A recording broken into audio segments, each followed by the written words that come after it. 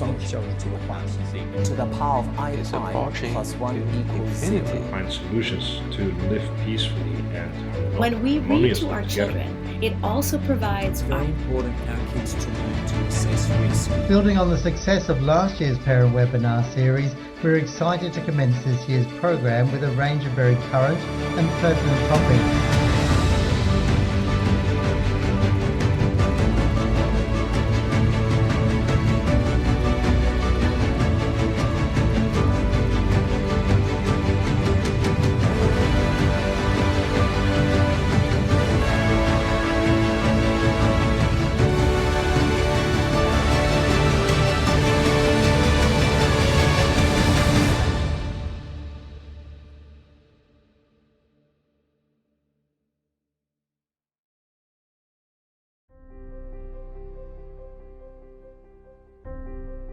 For much of the 20th century, schools were designed as cells and bells. Rooms were packed with rows and desks and chairs, with students all facing one direction. Hence, the purpose of 21st century education is not to churn out factory workers, but rather to create a learning environment whereby students are encouraged to be active, inquisitive learners that would allow them to excel in this innovation-driven economy. Learning, therefore, should no longer be teacher-led, but be multifaceted and extends beyond the classrooms. It was with this background in mind that in 2014, our organization first introduced the learning community concept to our Yuzhong and Nihua schools. When you visit our schools, you will see that learning and teaching are no longer confined to the four walls of the classroom, but arranged flexibly with both students and teacher collaboration strongly fostered. Teachers are to act as facilitators and learning, and students encouraged to work in groups or individually to research and seek answers to questions. With the learning community models, you don't have to be in one class. You can move between groups and talk to anyone in your year. We are encouraged to explore and learn from one another. If I want to collaborate with someone from other classes, I can do that too. Integrated projects allow us to decide on our own what to do and how to do.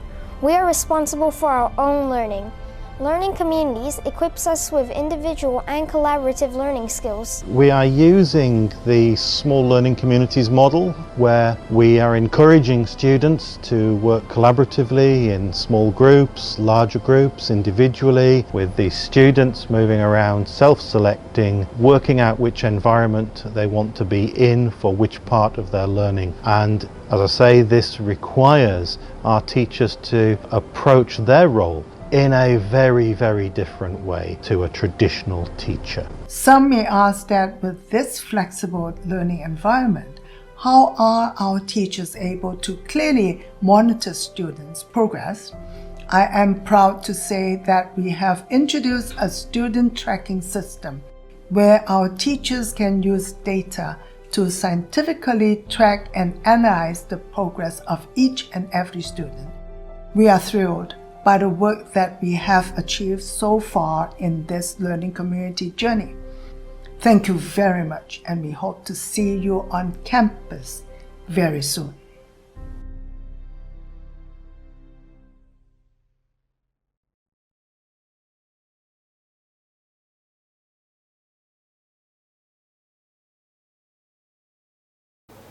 Good evening, parents, staff, and friends of Yuzhong and Nihua schools. It is our great pleasure to welcome you this evening to the second episode of our Parent Webinar Series 2. The presentation will be broadcast through the PolyV platform. You can use the language button on the platform to switch to English or Chinese. The English broadcast with Chinese interpretation is also made available on the YCYW official WeChat channel. This evening's topic is titled Smart Kids, Intelligent Learning. My name is Kian. I'm the School Business Manager at YCS Shanghai Pudong campuses, as well as the Admissions Counselor for YCYW Mainland China Schools. I will be your host for this webinar. 各位耀中耀华学校的家长、老师和朋友们，大家晚上好！欢迎您来到耀中耀华家校网络研讨会系列2的第2集直播现场。本次讲座会在宝丽微的平台上以中英双语的形式播放，您也可以使用该平台的语言按钮切换中英文频道进行观看。当然，也可以在耀中耀华官方微信平台上同步收看英文直播。今晚带给大家的主题是聪明的下一代，智能化学习。我是 Kian， 上海耀中浦东校区业务总经理，也是我们耀中耀华教育网络内地各校的招生顾问，很荣幸担任本次网络研讨会的主持人。How can our understanding of the way the brain works help us to improve the way we learn? What practical strategies can help young people to think in different ways based on the situation? And how can students learn how to learn better? If you're interested to know the answers to the above questions, then this is the right topic for you. We're delighted to welcome Dr. Christopher Hurley, Head of Educational Innovation and Alliance of YCYW, to present on this topic tonight. This webinar follows on well from our previous webinar about learning strength presented by Mr. Andrew Fuller and what he has shared, exploring practical strategies for smart learning and thinking relevant to people of all abilities and backgrounds. Dr. Hurley will lead us on to explore the advanced thinking strategies for successful learning, studying, and creating. Tonight's presentation is applicable to every student and is designed to support students to develop more independence in their learning, master thinking and studying approaches, manage procrastination, and optimize learning methodologies. The strategies shared tonight is based on work by leading university research and published resources from around the world. As usual, we will have a Q&A session towards the end of the presentation. Due to the very large number of registrations for tonight's webinar, we'll provide a form for you to post the questions that our presenter will be able to more easily get back to you and keep in touch about this topic. We can only select a few questions to respond to at the end of the presentation, so other questions and additional follow-up can be done through the form by scanning the QR code on the screen. Now, without further ado, let's welcome Dr. Christopher Hurley. Good evening, everybody. Tonight we're going to be exploring the topic of intelligent learning and how can our kids be smart about the way they approach their studies, their homework, classwork, and even exploration of the world around them. How can they utilize strategies that are based on the latest research from around the globe from fields such as learning science, cognitive science, behavioral endocrinology, and developmental psychology. We're going to look at how the brain works, how it functions, and how we can make the most out of our understanding of the brain to actually develop strategies that will advance students' learning and help them to be far more successful. To get started, we need to understand how the brain actually functions. The brain is made up of a complex and diverse set of neurons or nerve cells that don't physically touch one another but allow a chemical signal called a neurotransmitter to move from one neuron to another. These chemical transmitters form a connection between the neurons, and by combining lots of connections together, we can essentially think of it as a memory. Of course, these memories may be facts or figures that we're interested in learning, but they could also be processes and skills that we want to develop and habits that we want to form. Unfortunately, we can form negative habits as much as positive habits, and where negative habits actually impede our ability to learn, positive habits and changing from one state of mind to another can actually improve and advance how quickly we learn and how effectively we understand information. And that's what we want to try and explore tonight. So we're essentially looking at for 3 ways in which the brain can actually form more connections. More connections are formed by firing the neurons more frequently or in larger quantities to become more of a permanent connection or a habit. So what are those 3 ways? Well, 2 of them are quite straightforward. The first one is just repetition, doing something over and over again, eventually becomes a habit in our mind. Those connections start to solidify and start to become much more permanent, and that becomes a solid memory in our heads. This is why so much of education has focused around repeating something over and over again until it becomes a permanent memory. So the second way is to build off connections that are already present in the mind. So if we look in the brain itself and see those connections and what students have already learned, we can start to build on that knowledge, on that prior knowledge. This is why many teachers will start a lesson by recapping the previous lesson's work and then exploring how they might build on that knowledge, how they might develop and further and deepen that knowledge by adding new information to it. It builds on those connections. The third way is a little bit different. It involves a surprise or a shock or something that really grabs our attention. We suddenly get a strong burst of the neurotransmitters coming out, and that also helps to make more permanent connection. But it's not just a shock or surprise that can do this. It can be just a sense of awe and like, wow, this is amazing.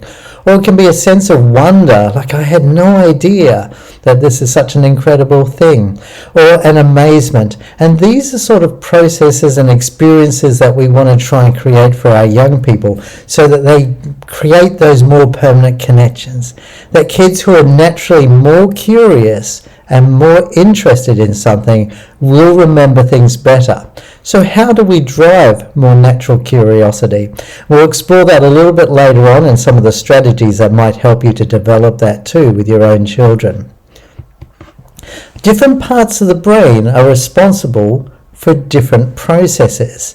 And so by understanding these processes, we're able to develop better strategies. For example, the hippocampus section of the brain is actually responsible for more declarative learning. That is when we're trying to memorize particular facts and figures. This is part of the brain is very active during this stage. However, a different section of the brain, the neocortex and the basal ganglia, are responsible then for procedural memory. This is where we're memorizing a particular process or skill and rehearsing it over and over again. So the two different parts of the brain work together to actually help develop our memory. But we want much more than memory, and so we're going to explore beyond just memorization and look at different ways of actually deepening our understanding and creating new and novel ideas. Some of the research I share today will be coming from Professor Barbara Oakley from Oakland University in the US. She says this famous quote that we develop a passion for what we're good at, but the mistake is thinking that if we aren't good at something, we will not have and never will develop a passion for it. Nothing could be further from the truth, as Professor Oakley has demonstrated herself. She had zero interest or ability in mathematics when she was a teenager in school. As she went through life, she developed more of an interest in trying to master things that she wasn't so good at, mathematics being one of them. Now a world-leading professor of engineering, maths is her whole life. So how did she go on that transformation from not being able to do mathematics and not even having an interest in it and believing she was no good at it to now being a world-renowned expert in the field? We're going to look at some of the strategies that she shares tonight. We're also going to explore strategies from numerous other lecturers and researchers in this field as well. So let's get started. One of the ways that we can understand learning is to look at data and information and the connections. This diagram tries to illustrate how learning develops for our young people and is particularly unique to some of the approaches that we use in our schools. Data is essentially splotches of information that are quite disconnected and have no sort of sense to them at all. But by classifying them and sorting them into one section or another section, we add information to them. We make it more intelligent. And by connecting that information, we can get to knowledge. This is essentially where most schools start. We give the students some data, we help them to organize it, and then we help them to connect it into forming knowledge. But knowledge is only one half of the entire diagram. Then we want to make more remote connections by looking at bigger concepts and helping students to think much more deeply about what they're learning. This is where we start to talk about true and deep understanding for our young people, helping them to really dig deep into what are those more remote connections between that knowledge. Then we like to add and look at virtues and values to create wisdom. For us, this is really important. You can be a very, very clever person and make $1 billion, but will you destroy the world in the process? Will you damage relationships and the environment in some way? A wise person, on the other hand, will be very successful, but will do it in such a way that they're improving the world around them. They're strengthening relationships. They're building for the future. And finally, adding future thinking to our students, we want to help them to create and develop vision. Like imagine what the future might look like and how it can be better. How can we better the environment and better strengthen relationships and international relations even? So these are some of the things that we want to try and explore in our education program. But what are some of the strategies that will help people be very clever about this and smart about the way they learn? Well, to do that, we need to understand the difference between linear learning or incremental learning and exponential learning. But I need to outline something very important to start with. Linear learning is where we are essentially adding information to students' knowledge. We might be memorizing the times tables. It might be adding vocabulary to their language learning. It might be mastering the set of historical dates and what happened, or geographical locations. We're essentially adding more and more knowledge to their thinking. This type of learning is illustrated here by the black line that's running linearly across the screen. It's a straight line, and students are slowly increasing their knowledge. On the other hand, exponential learning is focused in on learning how to learn. If our students are learning how they might memorize dates, or how they might connect information from, say, social studies to science, or learning how to master different processes to work in mathematics, and how those processes might work in, say, English or Chinese. If they're learning how to learn, they become much more effective at learning. But notice something here. The exponential line, the green line on the screen at the moment, is dipping down. There's actually a sense of disappointment going on early on in this process here, where the students aren't necessarily mastering their times tables and maths and their vocabulary and language, but rather they're focused much more on developing those learning skills. So learning is starting slowly here. We're building the learning strategies and our skills, and it sometimes underperforms simple memorization. We often have parents say to us, why aren't you focused more on memorizing times tables and vocabulary? Why are you spending so much time with the kids just playing and exploring? Because we recognize that the longer term benefit will be exponential learning. And of course, later on in this graph, you can see after the point of learning acceleration, learning accelerates very rapidly. Students can now apply those strategies and improve, and it far outperforms memorization. So what sort of strategies can we use here? I'll share a few of them with you now, but we'll dig deeper into some of these through the rest of the evening, but we can only touch on a few of the many strategies that we could be exploring. So early on, we want to develop that curiosity, that awe. It's that brain mode that I talked about early on in this evening's lecture, where I was saying that when we have that curiosity or that awe about the world around us, that wonder, we're highly motivated to actually want to learn. Our brains are geared towards learning at that time, and we can learn far faster and more effectively. That's why we have things like our emergent curriculum in our ECE program, and we have a lot of play-based and discovery programs in primary and even in secondary. Very authentic assessment where we're actually connecting the students to real life situations where they have to learn fast, have to problem solve outside of their normal memorized processes, have to communicate and develop abilities to find new information. We're also developing the executive functioning skills at this age, helping students know how to organise their notes, how to organise their thinking, how to prioritise and to monitor themselves, to think flexibly and develop their working memory ability to get information into their longer term memory. And finally, we're starting to look at the learning to learn strategies that might optimise the way students learn so they can learn faster and more effectively. What does this lead to? Well, later we can see much more creative and innovative ideas coming out of students. They're not now just repeating things they've memorized, but rather they're coming up with unique and novel solutions to real-world problems.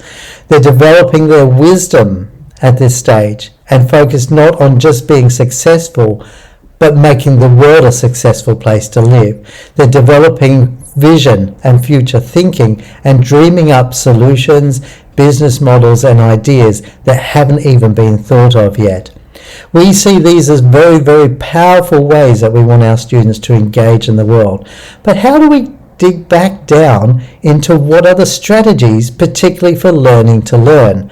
We learnt a lot about the executive functioning skills in our previous parent webinar with Andrew Fuller. But now let's have a look at these learning to learn strategies. So Professor Oakley shares two ways of thinking or mind modes. One is the focused mode that has concentration, that talks about being very conscious and executing things. This is the mode that we're engaged in when we're studying usually. But a second mode, and possibly a far more interesting mode, is what we call the diffuse mode of thinking or learning. It occurs when we're relaxed. It engages our subconscious much more. It's where we can be creative or innovative and start to connect quite disparate ideas together to come up with novel solutions. So let's look at these two modes and see the types of strategies and applications that we could use them for. The first mode, the focus mode, is the most familiar to us. It's when we're concentrating. We're memorizing some information. We're trying to master a particular process or procedure.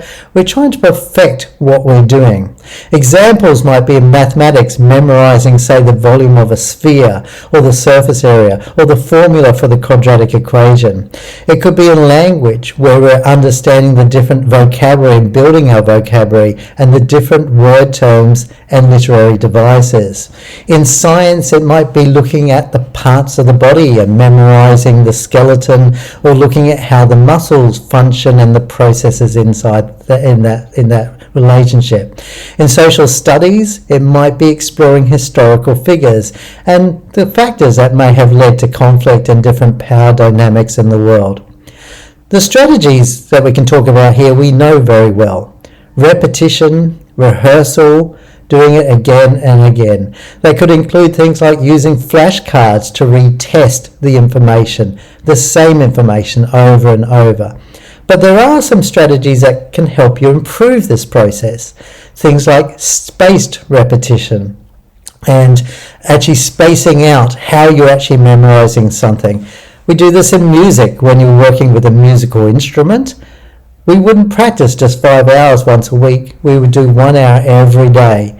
By spacing out our exposure and our practice to information and with processes, we develop much better memory. The Pomodoro technique also is a way of actually helping us to focus and concentrate to memorize things or to get work done. It simply involves using a timer, and we'll explore how that works in a minute. Finally, chunking is another method of actually combining information together to get it from our working memory into our long-term memory. So let's have a look at a couple of these strategies. Firstly, the Pomodoro technique. The Pomodoro is the Italian word for tomato. what's a tomato got to do with a learning strategy? Well, the man who invented it had a timer in the shape of a tomato. He would set the timer to 25 minutes and then he would really focus during that 25 minutes to complete work. This was an amazing strategy to help him overcome procrastination or getting started or just getting things done when you don't feel like doing them. By putting a time on it, he found he was able to achieve things much more readily, but also giving him some sort of reward at the end of that process reinforced in his mind that this was a good thing to do. It's developing a mind habit or a brain habit of every time I work hard for just 25 minutes, I'm going to be rewarded for that. The reward could be as simple as going for a run around the block or doing some exercise or watching TV for a few moments. But having some sort of reward reinforces the fact that I'm focused very hard for 25 minutes. Of course, if you're trying this for the first time, you don't want to start with 25 minutes. Maybe start with 10 minutes and build yourself up over time to be able to focus and get work done more effectively and more quickly. But don't forget the reward. The reward could be, like I said, as simple as a short break between now and having another go at a Pomodoro technique.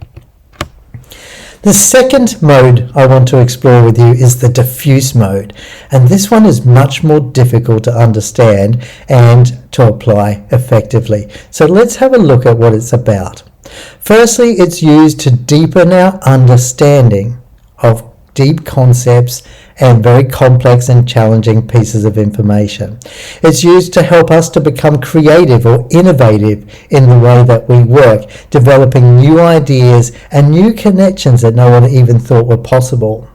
Some examples of this in our learning, it might be a complex maths problem that involves multiple areas of mathematics, or maybe connection between mathematics and science to be able to solve a problem.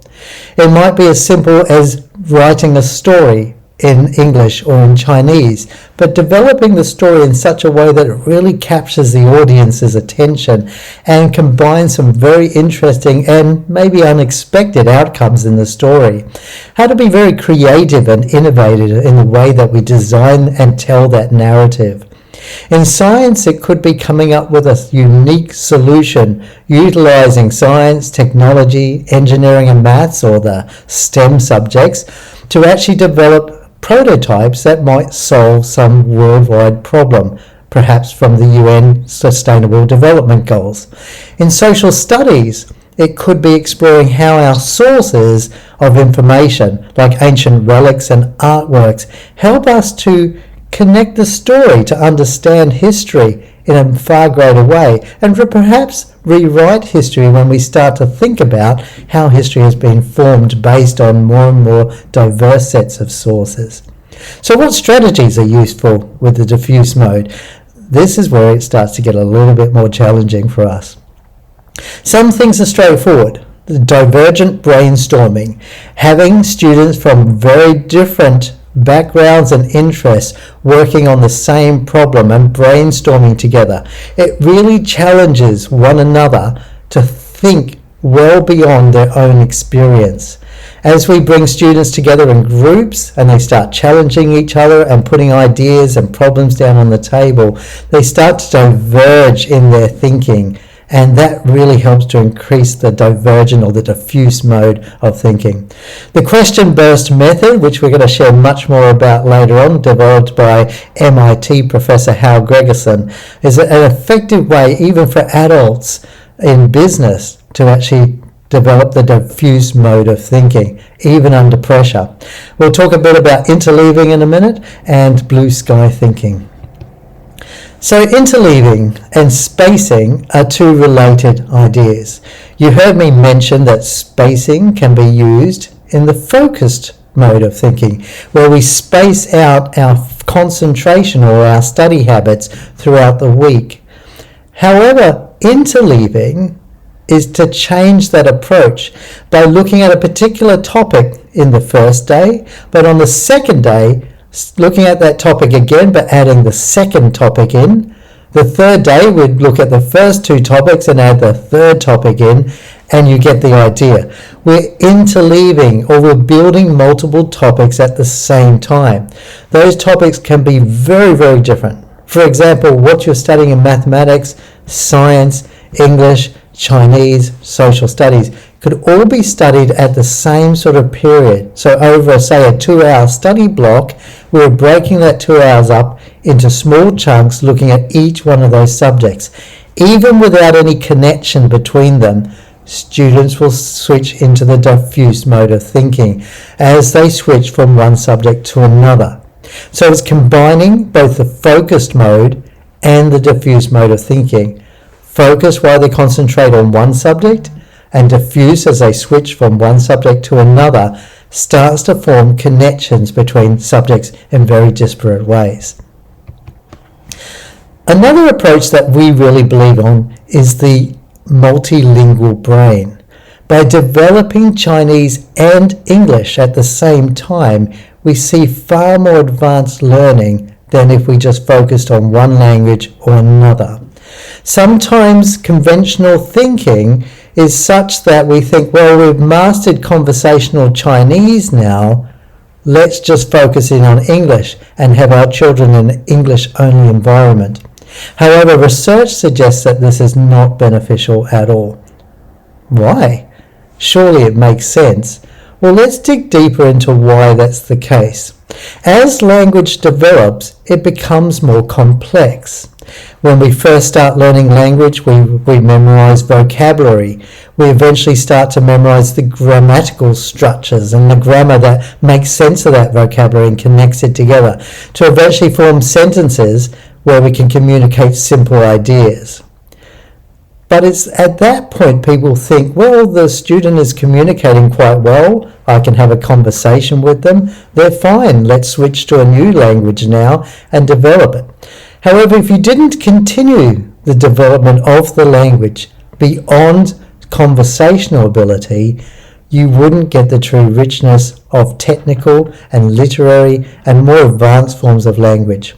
We need our students to go through and continue to develop, say, their Chinese or their English, whatever their original or native language is, to become more technical and to master literary devices, to be able to make sense of very complex texts. If they don't develop those abilities and they just stop and change to a new language, they stop developing that ability in any language. So it's very important that we have Chinese and English and any other language being developed alongside each other to continue to grow that ability. If a student masters literary genius in one language, they can transfer those same skills into a new language. But to stop and start brand new with a new language, developing vocabulary and sentence structure, is almost a backward development environment. So it's very important that we're developing 2 languages at the same time, or even more languages if your family speak that. I'm going to share now with you a video from Professor Hal Gregerson that talks about the second strategy, looking at question burst method from MIT.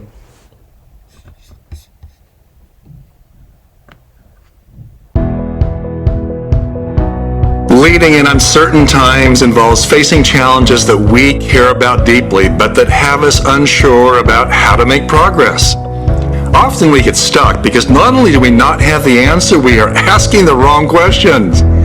In this kind of situation, posing a different, better question can have a catalytic quality, sending energy down a new and more productive pathway. Most catalytic questions work by challenging some limiting assumption or reframing the problem in an insightful way. Working with many problem solvers over the years, I have developed the question burst, an effective exercise for arriving at a better question. You can use it individually or as a team and in any situation, work or life, where you're feeling stuck and trying to imagine new possibilities. If you make the question burst process a regular practice in your organization, it can foster a stronger culture of collective problem solving and fearless truth seeking. Select a challenge that you care deeply about. Check your emotional temperature by writing down 1 or 2 words that describe how you feel right now about that challenge.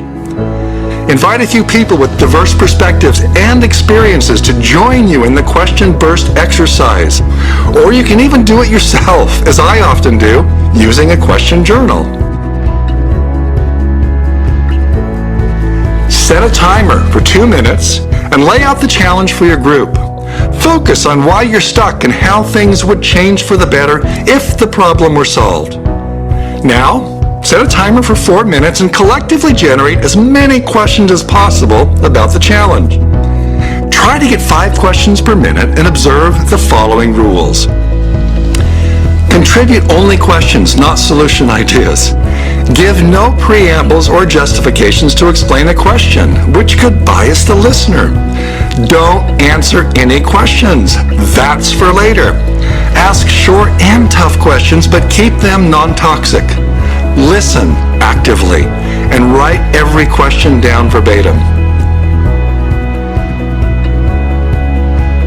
Now, recheck your emotional temperature and note how you're feeling about the problem. 85% of the time, people feel better about their challenge. Study the questions you jotted down and select a few that intrigue you, offer new perspective, or even cause you to feel a bit uncomfortable. Perhaps you've now glimpsed a productive new pathway. In fact, about 80% of the time, this exercise delivers at least one question that provides a powerful new angle for making progress. Pursue that line of inquiry by committing to a course of action. Get out into the world.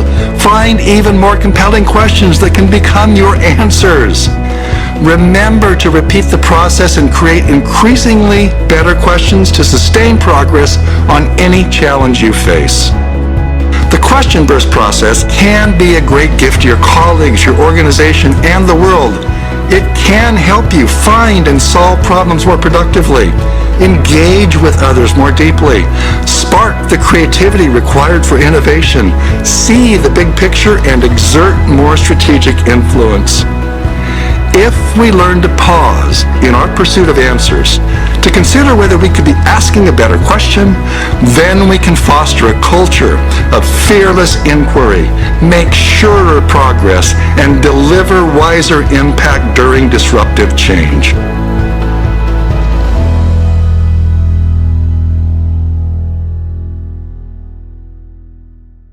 So the question burst method from MIT's Hal Gregerson is an amazing way and a simple strategy that we can do straight away to actually improve our questioning. When we improve our questioning, we improve our curiosity.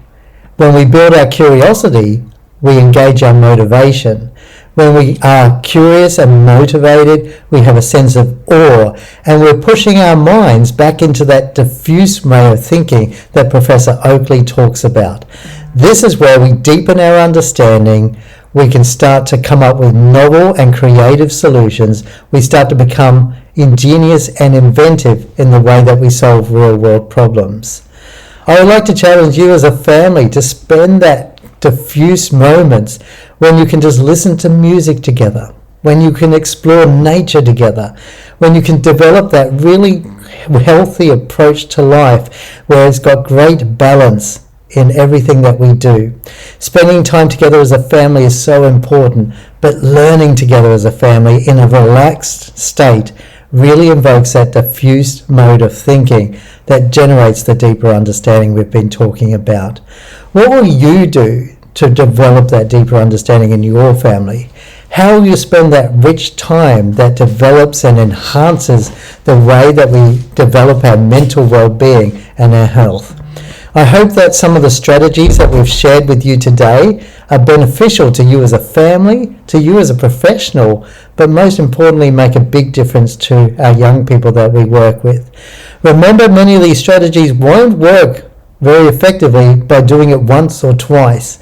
They need to be developed over time and strengthened so you become better at it. Even the question burst method might be mediocre at first, but by developing it over and over and over again, rehearsing it, we develop more deeper questions and more effective questions that create more curiosity and better interest in the work that we're learning. Much of the research that we've shared today comes from numerous books and researchers. I can certainly recommend some of these titles to you. A Mind for Numbers from Professor Oakley, an amazing book written for teenagers who struggle with mathematics. How can they master and become better at mathematics? But her books, Learning How to Learn and Learning Like a Pro, similarly talk about some of the strategies that I've shared tonight and go far beyond this. We run a Learning How to Learn course across our YCYW online program that helps our young people to look at the things they're learning in their subjects and classes and become better at it and more organized in how they do that. Professor Hal Gregerson talks about the questions are the answer and the innovator's DNA, and how do we drive more creative innovation through better questioning and a real focusing on those questioning techniques. There's a few more books looking at inquiry mindset, and from the Right Question Institute, the QBQ workbook that really helps students to dig deeper. And then finally, a book from Peter Hollins looking at super learning. I hope you'll find some of these resources quite useful. We've certainly shared some of these materials with many of the teachers in our schools. Tonight, I hope you've gone on this amazing journey of exploring learning and the learning strategies. I hope you've been able to take some of the information we've shared and start to work with your young people and the children in your house on how not only can they develop a very effective mental well-being, but balance in life, combining sufficient sleep with learning strategies, with developing their executive functioning, become far more advanced with what they're learning. I hope that you've been able to yourself reflect on how these strategies might be rehearsed and developed over time, because they are not just one-off strategies. They need to be developed again and again and rehearsed to become really effective, and check back in with your child. So thank you so much for joining me tonight. I hope that you will make touch with your school and continue the conversation with your own children on learning how to learn. Thank you.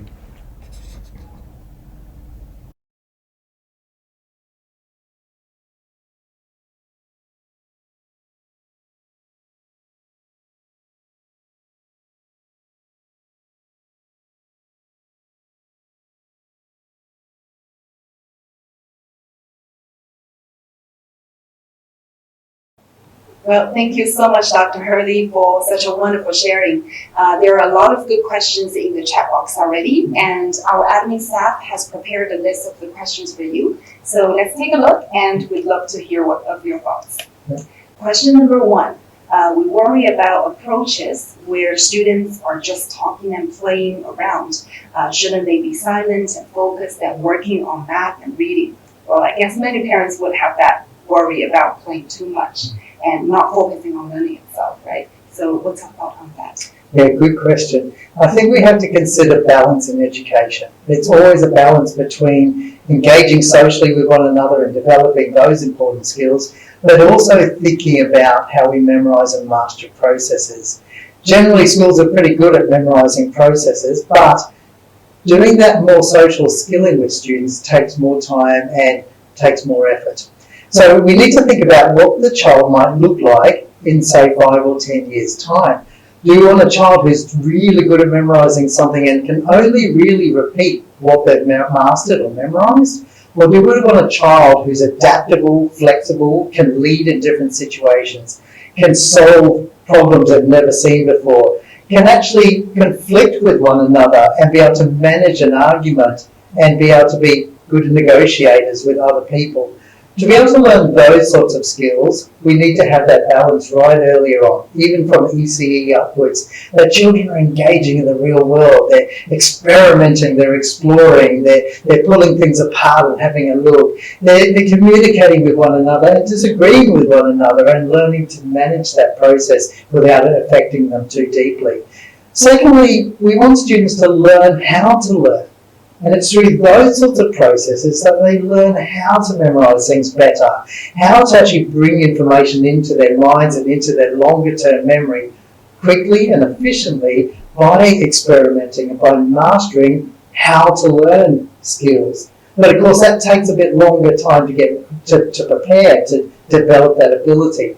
So as children spend that more time looking at how to learn, they get better and faster at learning, at memorizing things, at more deeply understanding things. And that's why we think it's so important to have that balance between play and between memorization.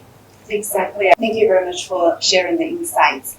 Now let's take a look at the next question. How do I get my child to try new strategies? Oh, this one's always a challenge.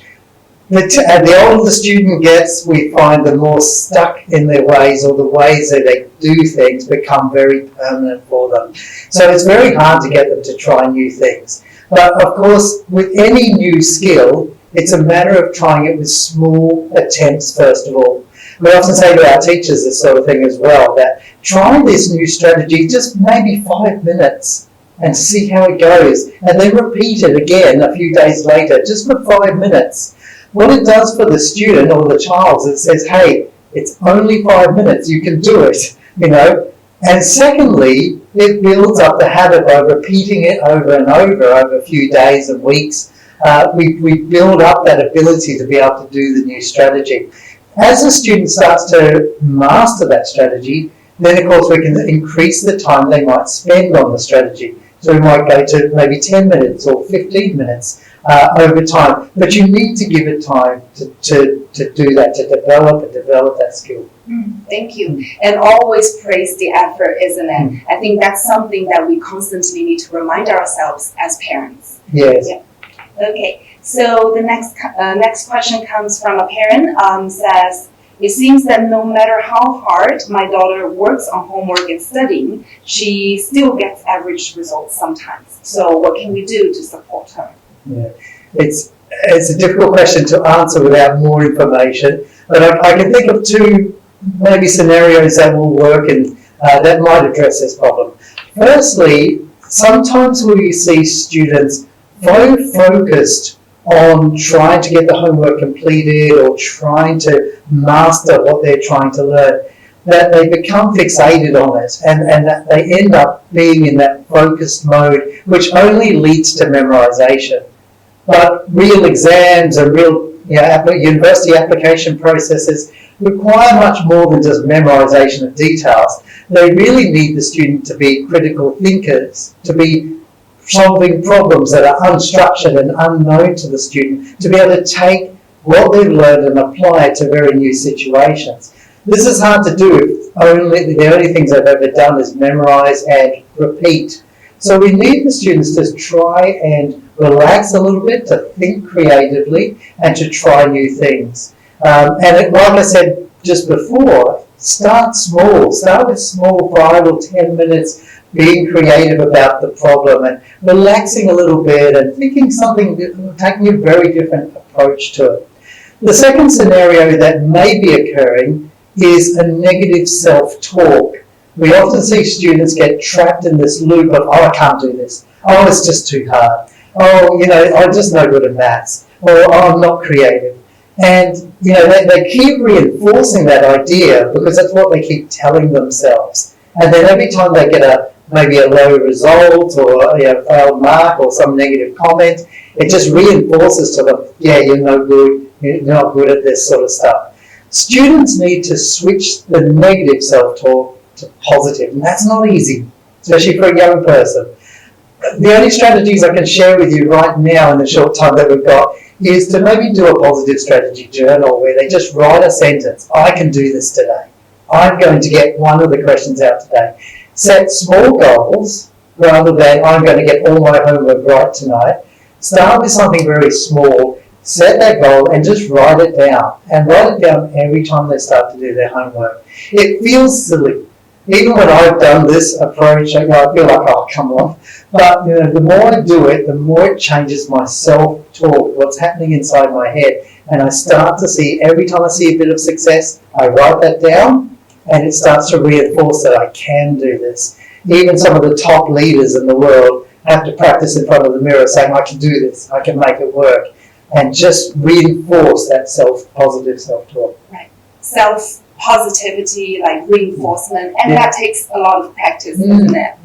Yeah. And then, so what about, this is actually coming from the next question, what if, like, my son doesn't like creative tasks? He just wanted to memorize things, and I worry that he will not try other ways of thinking and learning.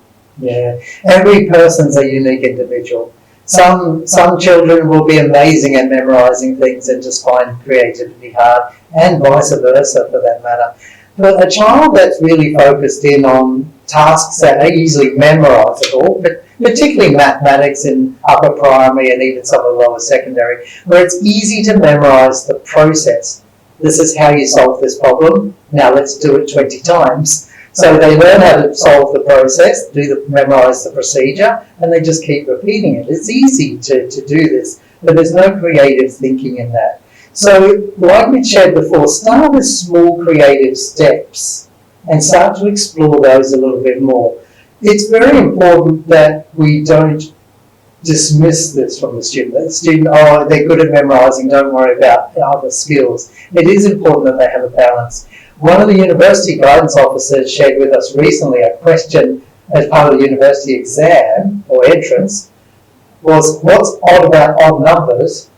Write an extended written response. I don't know about you, but I've been a maths teacher and I can give you the formula of how to generate an odd number, but how do I write about odd numbers and what's odd about them? I have to think very creatively in that situation. Well, we don't want children to get to a university application process and have to suddenly be confronted with that sort of thinking. We need them to be creative along the way, along their educational journey. So start with some of the strategies that we've talked about tonight, with a diffuse mode of thinking, where they're relaxing, they're intertwining or interleaving subjects, doing a bit of this subject and a bit of the next subject, and starting to allow their brain to be more creative and flexible between different subjects. That will drive deep connections, even though it doesn't feel like it, and deeper understanding, and it will allow the brain to be more flexible as they do it more and more and more. If all they focus on is maths for 2 hours and nothing else, and it's just memorizing procedures, they're reinforcing to the brain, just memorize this and you'll be successful.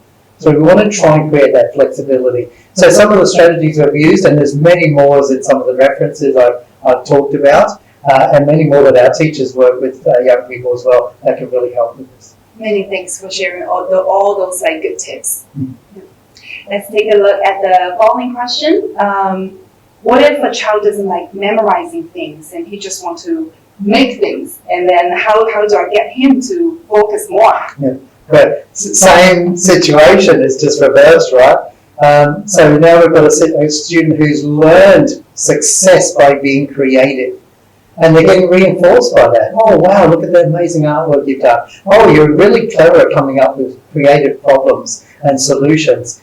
So how do we reinforce now the dedication to rigor, academic rigor, and actually mastering things as well? And again, some of those strategies with starting small, the Pomodoro technique that we talked about tonight, and actually engaging students in using a timer to really focus and avoid distractions, building up their concentration over time, because we're not born being able to concentrate.